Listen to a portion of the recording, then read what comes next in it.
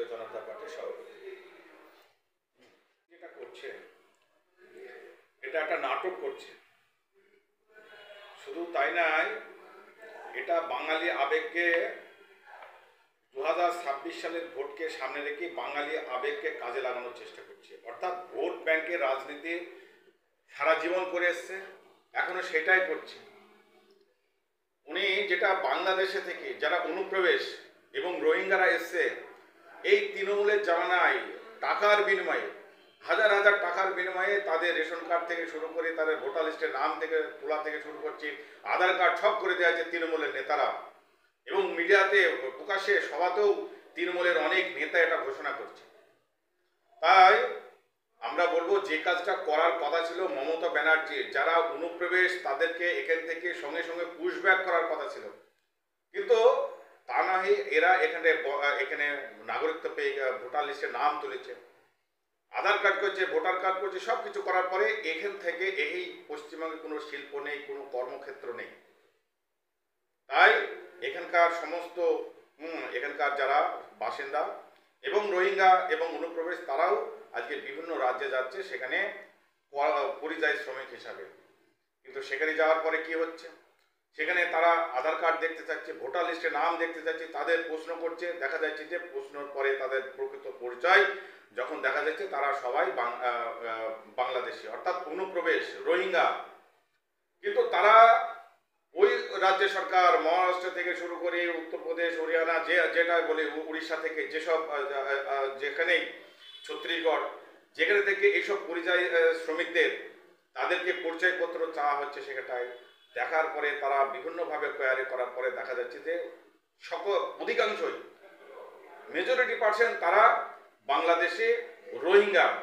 তাই তাদের এই বাংলাদেশি রোহিঙ্গাদের ফেরত পাঠানোর জন্য যেটা মমতা ব্যানার্জির করার কথা ছিল, সেইটা এখন ওইসব রাজ্যে যেখানে পরিযায়ী হিসাবে পশ্চিমবঙ্গ থেকে যারা গেছে সেখানে পরিযায়ী হিসাবে তাদেরকে করতে হচ্ছে সেই সরকারকে। এটা আমাদের দুর্ভাগ্য। কিন্তু মমতা ব্যানার্জি কি করছে, এই যে বাংলাদেশকে এটা বাঙালি হিসাবে তুমি ট্রিট করছেন, তারা কিন্তু বাঙালি বলছে না, বাংলা ভাষায় কথা বলছে বলে বাঙালি সকলে নেই, কেউ বাংলাদেশি, কেউ রোহিঙ্গা, তারাও এখানে এসে বাস করছে বলে তারা বাংলা ভাষায় কথা বলছে, কিন্তু বাঙালি ভাষায় বলে সকলেই বাঙালি নয়। তাই আমি মনে করি যে মমতা ব্যানার্জির এই নৈতিক যে কাজটা আজকে করছে সেটা নাটক এবং ভোটে রাজনীতি করার চেষ্টা করছে, এক শ্রেণীর সমাজকে খুশি করার চেষ্টা করছে, যাতে ভোট ব্যাংকে পরিণত করার চেষ্টা করছে। আমরা জানি মমতা ব্যানার্জি যখন বিরোধী দলনেত্রী ছিলেন, তখন পার্লামেন্টে এই অনুপ্রবেশ নিয়ে সেই সময় সিপিএম এর তৎকালীন জ্যোতি বসুর উপরে চড়াও হয়েছিলেন, যে না পার্লামেন্টে চড়াও হয়েছিলেন এবং সেখানে ছুঁড়ে ফেলে দেওয়া হয়েছিল যে অনুপ্রবেশকে বেছে বেছে পুশব্যাক করতে হবে। কিন্তু ক্ষমতা আসার পরে এই মমতা ব্যানার্জি এই রোহিঙ্গাদের, এই অনুপ্রবেশদের ভোটার তালিকার নাম তুলে তাদের ভোট ব্যাংকে পরিণত হয়েছে এবং তাদের ভোটে আজকে দুবার তিনবার ক্ষমতা এসছে। কিন্তু তাই এখন যেহেতু নতুন করে ভোটে আবার সার্ভে শুরু হচ্ছে, অর্থাৎ ভোটার লিস্টে সংশোধনের কাজ শুরু হচ্ছে, তাই এখন এইসব নাটক করছে। জানে যে যেমন বিহারে অনেক ভোটার, প্রায় 45 লাখ উপরে ভোটারের নাম ভোটার তালিকা থেকে বাদ যাচ্ছে, এখানেও সেরকম বাদ যাবে। তাই এখন থেকে বাঙালি আবেগকে কাজে লাগানোর চেষ্টা করছে, বাঙালি আবেগকে কাজে লাগানোর চেষ্টা করছে। কিন্তু শুভবুদ্ধি সম্পন্ন বাঙালি তারা এই মমতা ব্যানার্জির নাটক, পা ভাঙা নাটক, হুইল চেয়ারে বসা নাটক, মাথায় ব্যান্ডেজের নাটক, এই নাটকটা আবার দেখতে শুরু করেছে। তাই আগামী দিনে কোনো নাটকে আর কাজ হবে না।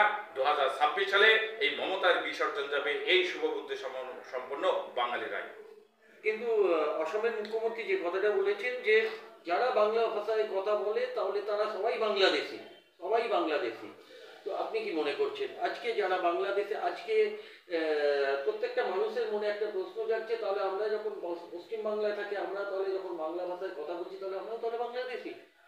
এইটাও একটা ভুল ব্যাখ্যা হয়েছে, এটাও একটা ভুল ব্যাখ্যা হয়েছে। এই ব্যাখ্যাটাও কিন্তু এই মমতা ব্যানার্জি এটাকেও সেই ভুল ব্যাখ্যা করছে।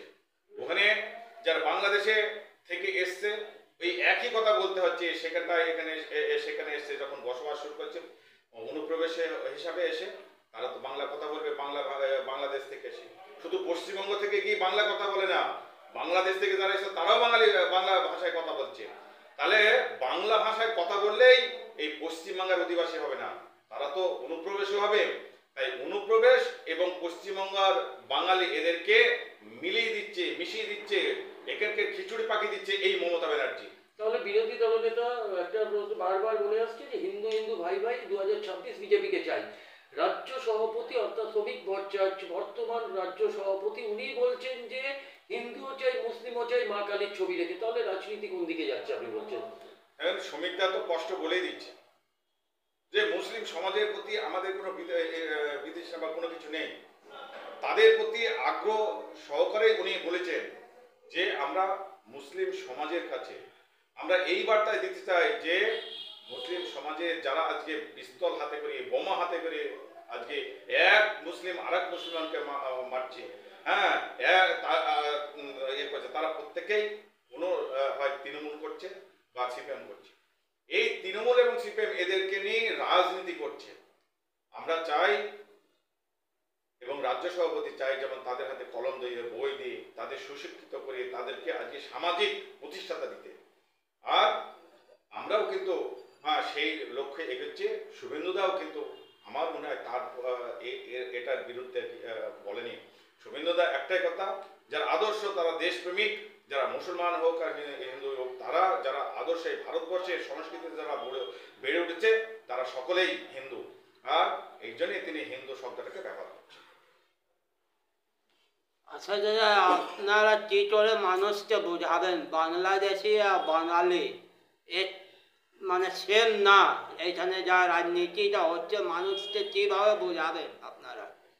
এটা তো আমাদের প্রত্যেকটা বুথের যে ডেমোক্রেসি যে চেঞ্জ হয়ে গেছে এলাকায়, লাফি ভোটার লিস্টে ভোটারের লিস্টে ভোটারের সংখ্যা বেড়ে যাচ্ছে।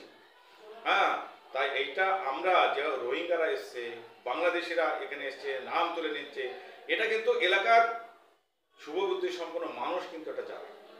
একমাত্র তার বিরুদ্ধে আমাদের ভারতীয় জনতা পার্টির তার বিরুদ্ধে আন্দোলন যে বাংলাদেশে যারা অনুপ্রবেশ তাদেরকে বাংলাদেশে ফেরত পাঠাতে হবে, যারা রোহিঙ্গা তাদেরকে ফেরত পাঠাতে হবে, যারা ধর্মীয় কারণে ওখানে নিপীড়িত হয়ে অর্থাৎ এখানে এই ভারতবর্ষে আসছে আজকে পাকিস্তান থেকে আজকে বাংলাদেশ থেকে, তাদেরকে সিএ আওতায় নিয়ে এসে তাদেরকে ভারতীয় নাগরিকত্ব দেওয়া হবে। আর আমরা তাদেরকে ট্রিট করছি, তারা এখানে ভোটার লিস্টে তাদের নাম থাকবে। আমরা সেই জন্যেই কিন্তু মমতা ব্যানার্জি অনুপ্রবেশকেও বাঙালি হিসাবে দেখছে, আজকে রোহিঙ্গাদের বাঙালি হিসাবে দেখছে। আমরা এইটা সাধারণ মানুষের কাছে আমরা তুলে ধরবো বিভিন্ন সেমিনারের মাধ্যমে, বক্তব্যের মাধ্যমে, এবং সুবোধ সম্পূর্ণ মানুষ কিন্তু এটা জানে। আমি একটা কিছুদিন দু একদিন আগেই আমাদের কংগ্রেসের এক নেতা অধীর রঞ্জন কিন্তু এটা ক্লিয়ার একদম খুব ভালো মতন বলছিল, এটা মমতা ব্যানার্জির যে নাটক করছে।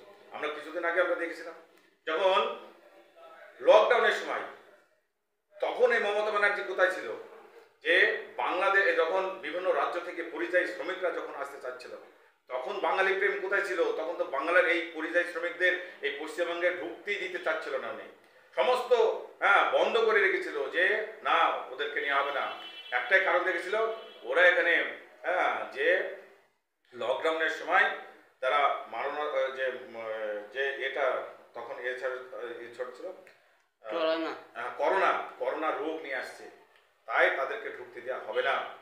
তাই তখন মমতা ব্যানার্জি এই বাঙালি প্রেম কোথায় ছিল সেটাই আমাদের মমতা ব্যানার্জির কাছে প্রশ্ন।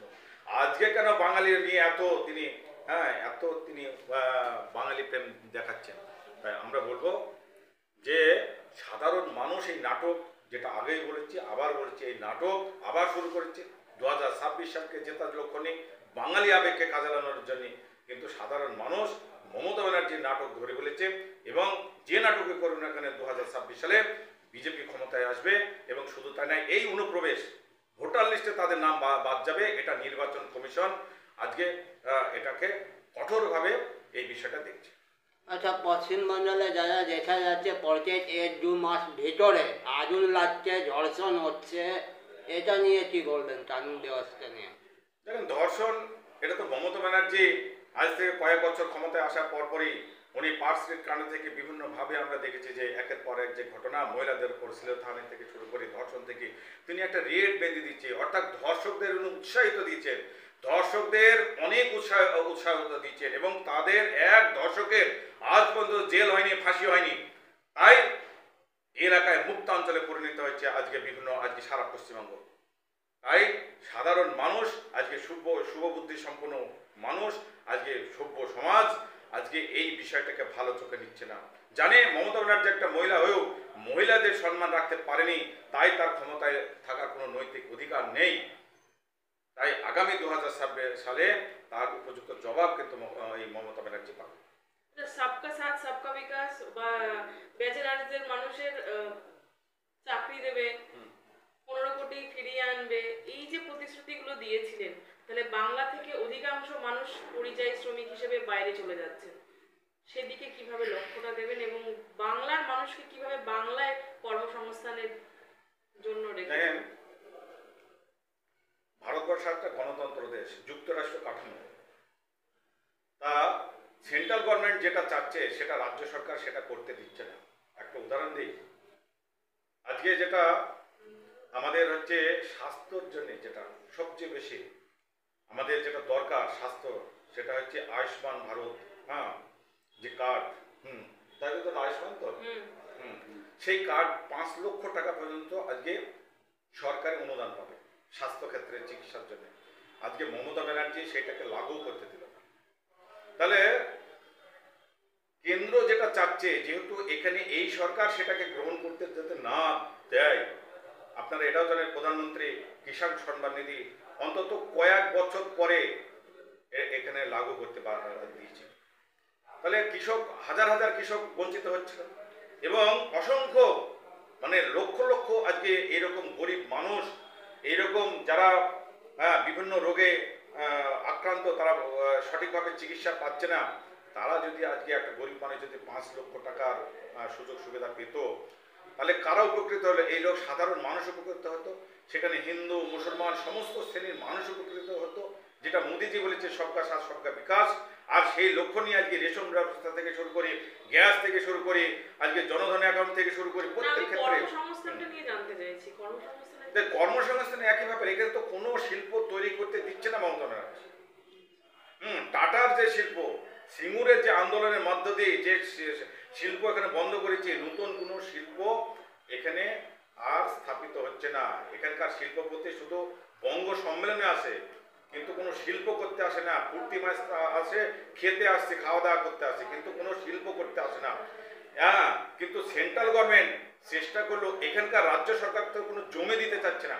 আজকে আপনারা জানেন 312 নম্বর যে NSI, যেটা হচ্ছে বর্ডার এলাকা দিয়ে, আজকে 45,000 কোটি টাকার উপরে আজকে সড়ক পরিবহন যোজনার কেন্দ্রীয় মন্ত্রী তিনি এটাকে অ্যালট করেছে। 312 নম্বর জাতীয় সড়ক ঘোষণা করেছে, কিন্তু এখনো এই মমতা ব্যানার্জির জমি দিচ্ছে না বলে রাস্তাটা হচ্ছে না।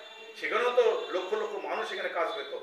তাহলে আগে দরকার এই রাজ্য সরকারের সদিচ্ছা, যেটা মমতা ব্যানার্জির একদম নেই। আর তাই সেন্ট্রালের উদ্যোগ থাকলেও, কিন্তু কেন্দ্র সরকারের উদ্যোগ থাকলেও, আমাদের বরেন্দ্র নেতা আমাদের নরেন্দ্র মোদীজির কোনো সদিচ্ছা থাকলেও এই মাননীয় মুখ্যমন্ত্রী তার জন্যে আজকে এই কোনো কাজ পশ্চিমবঙ্গে সম্ভব নয়।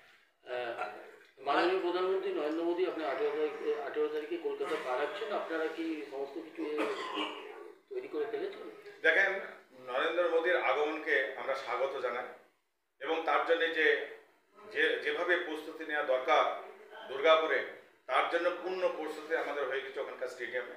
এবং ওখানকার মাঠ পরিষ্কার থেকে শুরু করি, ওখানকার ব্যানার পোস্টার থেকে শুরু করি, সাধারণ মানুষের মধ্যে যে একটা পরিবেশ তৈরি করা এবং তাদেরকে বাড়ি বাড়ি তাদেরকে আমন্ত্রণ জানানো।